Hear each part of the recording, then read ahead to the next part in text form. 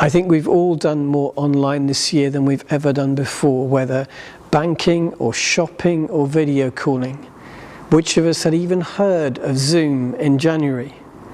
COVID has forced us all to become ever more digital this year, has it not? To our delight, my mum has just discovered, finally, FaceTime. And sometimes we actually see more than her hair or her ear as we're talking to her. So yes, we're all hoping that things will become much more normal during 2021, but I think it will be a new normal. And in that new normal, I think we'll find that digital has become a much more significant presence in our lives. If the world before the pandemic was analog, the world after it is going to be an amalgam of both analog and digital. We need to find a way to bridge the gap between the two. And we believe that live streaming can help us with that. We think it's a key to it. We think live streaming can be that bridge, using digital technology to open up the church to those outside. We've already seen how a digital presence has kept people connected and encouraged despite lockdowns. We've seen how it can enable those unable to come still to participate in services. But we've also seen people outside the church connect with us through it. We've even seen people find their way to Alpha online through our digital presence, even all the way through to faith. It's opened up our church in an entirely new way. And it is about as unthreatening to the outsider as it can possibly be, for people can visit without even crossing the threshold. So we believe it's right at this time to invest in the technology to bridge that gap, invest in the technology to make live streaming possible, as a bridge between the analog and the digital, as a window into the heart of the church. Clearly this matters significantly for the duration of the pandemic.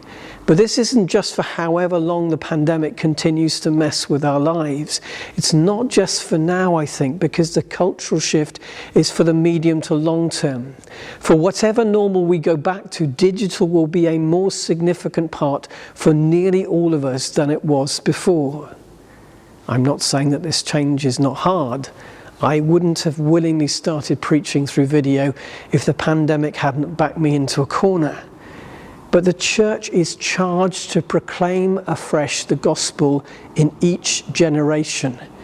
And the digital world is central to this rising generation's culture. To reach this generation and the culture around us means working with that reality. We cannot refuse to communicate because they don't speak our language. The gospel mandate means us being willing to learn theirs. We have to bridge the gap. We have to find a way to do both analog and digital and to hold them together. And that means we believe we have to embrace live streaming because it offers a bridge into the cultures around us. It offers us a digital shop window. It offers us, if you like, a digital parish notice board in an increasingly hybrid world.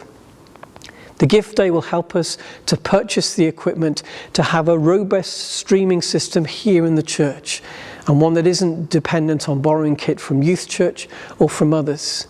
We've already got in here an excellent sound system and visual system for use within the building. We want to add the kit that will help us use our existing equipment to broadcast not just here but far beyond Highfield Church.